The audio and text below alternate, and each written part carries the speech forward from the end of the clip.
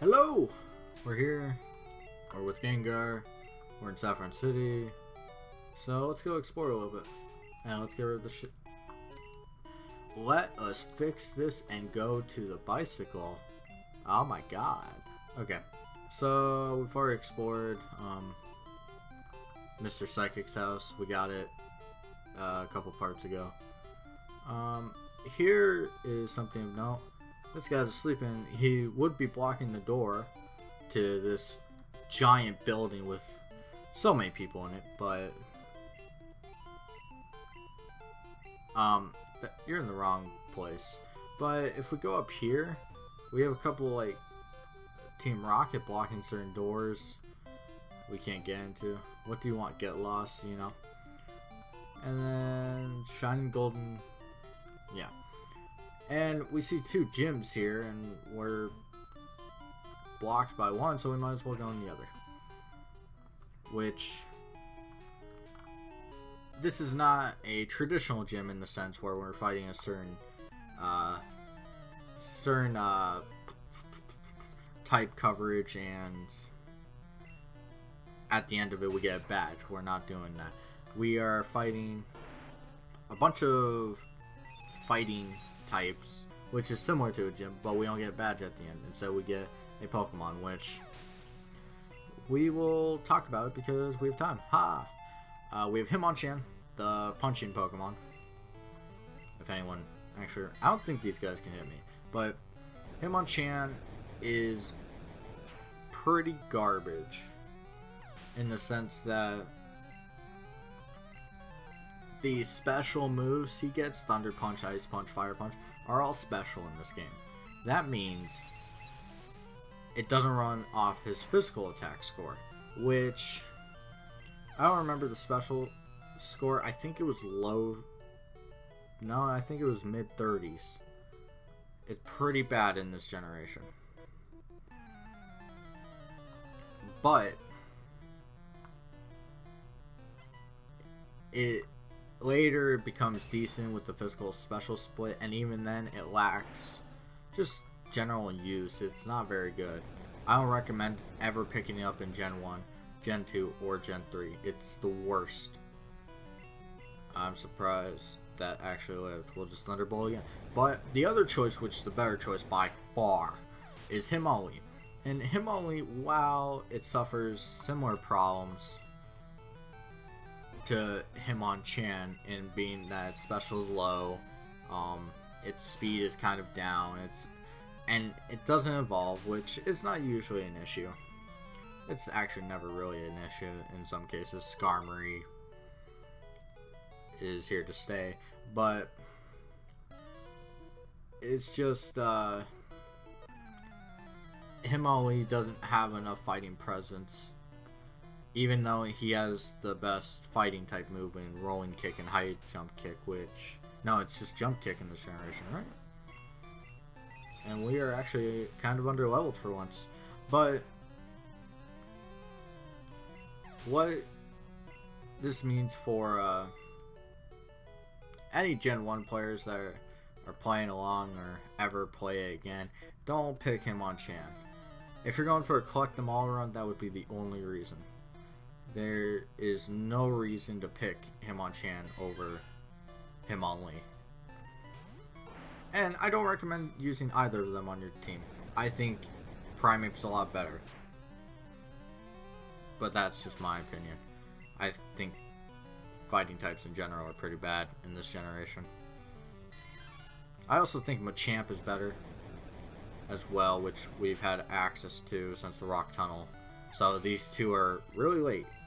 I think if it appeared in Lavender Town, it might have had some use. Like maybe instead of a Pokemon Tower, it was, I don't know, something. But here it's useless. I think they come at a decent level, but I don't remember. And we have this guy. He will have both of them, Hitmonlee and Hitmonchan. I think he starts with Hitmonchan. But after we beat him, he will allow us to have one of the two, Hitmonchan or Hitmonlee. And that sprite, that foot is so big. But if we can kill this one, we can kill Hitmonchan.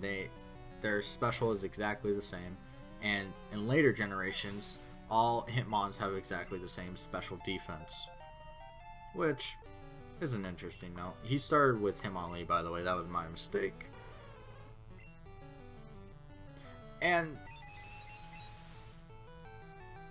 that sprite just looks so bad. Some of these sprites are just stupid. We defeated Black Belt. Interesting note, in Gold, Silver, and Crystal, you find this guy again, and you get a Tyrogue from him, which is a pre-evolution of these two. The hard-kicking Hitmonlee, or what does this say? The piston-punching Hitmonchan. It sounded like Hitmonchan would be better, like, but that's just me. But you meet him in Gold, Silver, and Crystal, and you then, like, you see his name, and then Fire Red and Leaf Green. This guy has a different name than in Gold, Silver, Crystal, which means they're not the same person, even though the game tries to make it seem like they are. Yeah, we're done with the Fighting Dojo. I am off the mark today. But the dojo, which was free experience, just showing this here. Nothing really. I could sell the Mega Drain, but I think I'm gonna mess around with that maybe. I'm not sure. Now we could go take on this giant tower right here, but we have another route that I want to take care of first, just so I can kind of show off some possible Pokemon that you can catch. And we'll also be taking on a Snorlax if we get there in time. And I believe I mentioned Snorlax was a good team member. It's a little slow for in-game, but that's about it. Otherwise, it's pretty great. Here's Route 12. And then we have some trainers on this route. This was accessible in actually a lot earlier. I just wanted to get a bunch of stuff out of the way and get some free experience for Gengar. And we need a little more experience, I feel.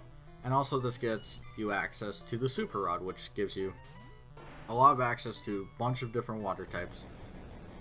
I'll go over them once we get the Super Rod, or in the video after we get it. If we run out of time, which we should get it in the beginning of the next part or the end of this one. But there's a bunch of water types on this route, so free experience for Gengar again. And he's almost about to match the levels with the rest of our team members.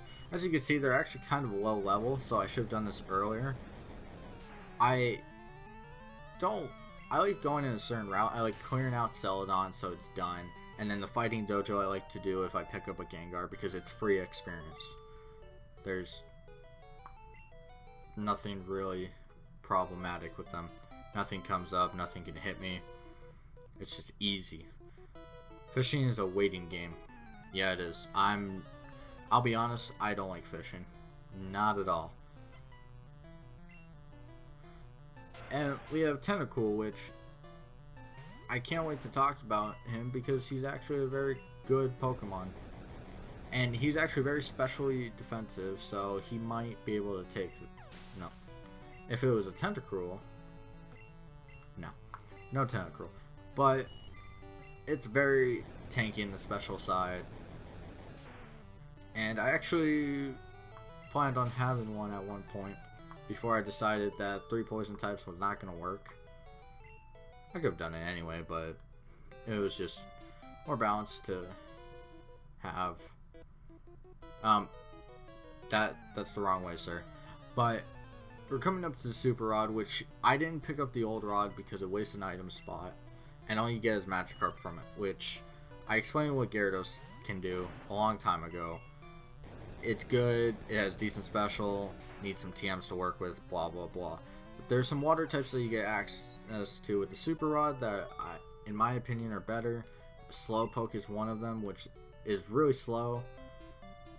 And Slowbro, because Slowpoke evolves into that. There's no Slowking here, and you should pick Slowbro anyway, in my opinion. But I really like using Slowbro. Sometimes it's just, I don't know, feels like I'm trolling the game, so to say. This should be the last trainer for now. Kind of boring. It happens though. We have to show all these trainers. Shelter. Shelter is also a possible Pokemon to get, which is a very defensive Pokemon.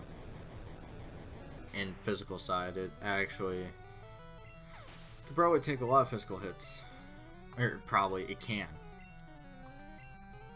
Needs a Water Stone though, which I will mention once we get there. Which ones evolve with Water Stones and all that.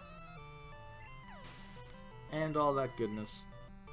Oh, come on, level up. Hey, a Horsey. Too bad you don't have your Kingdra form. Kingdra. Your Kingdra evolution. Like in later. Otherwise you might be useful. Defeated Fisherman. It's not easy. What did you actually say before? It's alright. Losing doesn't bug me anymore. Damn. Depressing. I'll remember that. So we have Snorlax, and I don't want to start this because it actually can take a while.